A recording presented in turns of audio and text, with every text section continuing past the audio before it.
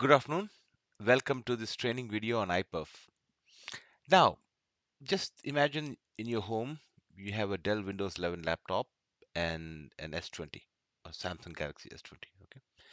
Now, these two they get an IP address from the D-Link router. So these are the IP address that I have from both of my clients. Again, we will be referring to these devices as clients and the D-Link as a Wi-Fi router.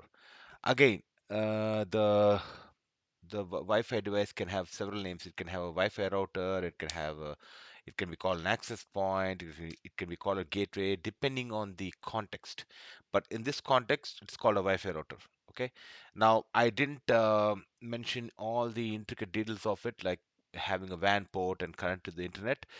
But please remember, iPerf is like a throughput performance, but throughput performance within a LAN. So the traffic is confined to the LAN, so it won't go out the WAN port to the internet.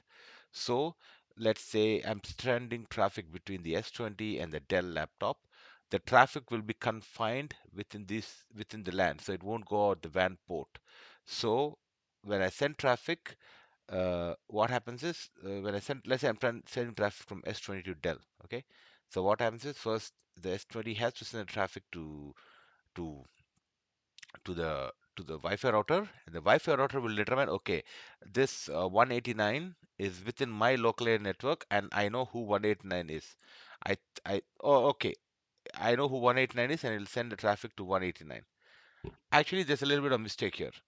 Actually, S20 knows who 189 is. I don't want to get over ARP right now, and S20 will pack 118 as MAC address, and once it goes to the Wi-Fi router, the Wi-Fi router will determine, okay, I know that I know this MAC address, and it'll send out the packet to this MAC address. We'll go over the ARP details later, but let's for now just think that any traffic that's sent by 186 or 189 to each other, they'll be sent through the router. Okay. Now, what happens next is um, the iPerf is you have to start an iPerf process on both the Dell and the S20. Okay, and then um, you have to initiate a traffic from one. So when one of them is sending, the other one can be receiving, and the other one is sending, the other one can be receiving. I think there's an option for bidirectional traffic, which I don't want to go into right now because this is an introduction or introduction to iPerf, since most of the people who are watching the video are actually novices. So now this is what happens. So understand, right? So just like how you connect your client or associate your client to Wi-Fi router, these two clients are associated to the Wi-Fi router. Now, for your convenience, I have my S20 screen here, which I can control. I won't go over the details about how I'm controlling the S20 from my laptop, but it's a wiser application tool where I connect it to USB. But let's not go there right now. What you see is you see the screen of my S20 right now. Now it is connected to this particular Wi-Fi access point, portage route. Okay. Now this laptop is also connected to portage route, as you see here, 5309 portage route. Okay. Now we know this guy's IP address is 186. Okay. Now all we have to do is go to the application and click on Magic Perf.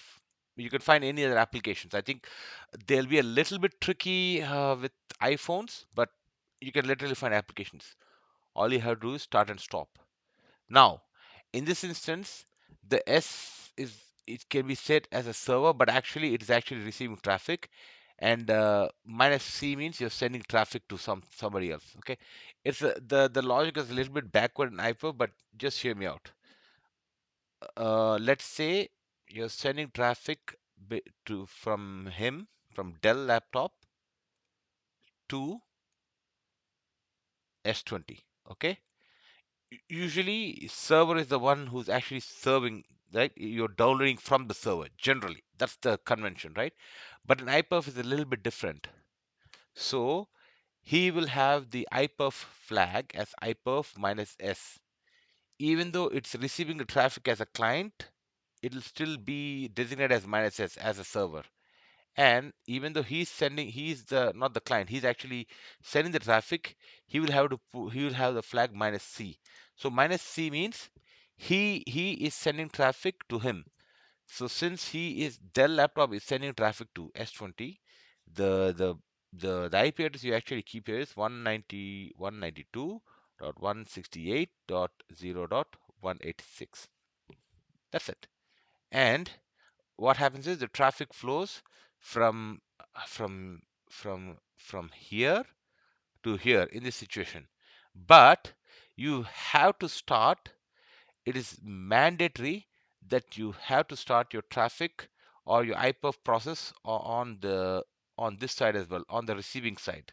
Okay, you definitely have to do that. Otherwise, well, let me just give you an example, right? Let's say I didn't start this, right?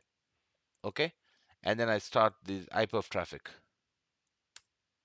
It'll say connection timeout or refused because you haven't started a process yet. Okay, now if you do a simple start, okay, and now you see the server is listening.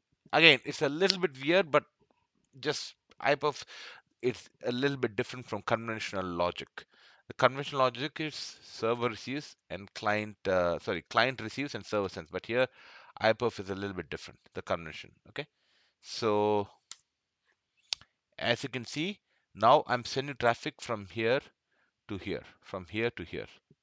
Okay, let's see if I can do the uplink traffic as well. Okay, now this one, he becomes the server. Now he's listening on port 520. Okay, okay, allow access. This may be a little bit tricky right now, but I hope it works unless there's a firewall issue. Think allow access. Okay, my computer's got a little bit slow. Okay, I think it's allowed access. So we know this guy's IP address is 186. Okay, so what you have to do is stop this. Okay, minus C 192.168.0.189. Remember, even though he's the one who's receiving it, he becomes a server right now. I do iPerf 3 and I do start. See, now he's sending traffic to him. Again, these throughput timers are woefully low.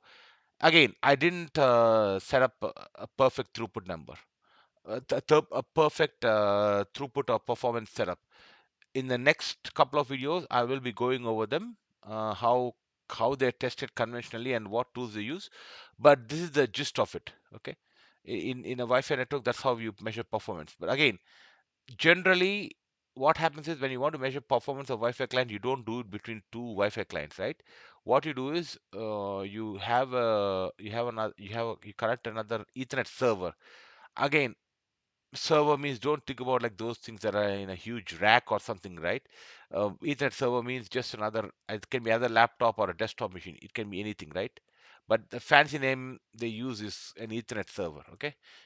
Generally deployed maybe Linux. Maybe they use Linux as an Ethernet server because you can manage a lot of and the high performing operating systems like Mac or iPel, which have high performance, or it could be anything. Literally, if if you can tune the parameters properly, the layer 4 parameters properly, you can achieve high throughputs. So what happens is when you measure the performance, the convention is you send traffic from here to here or from here to here or between these two.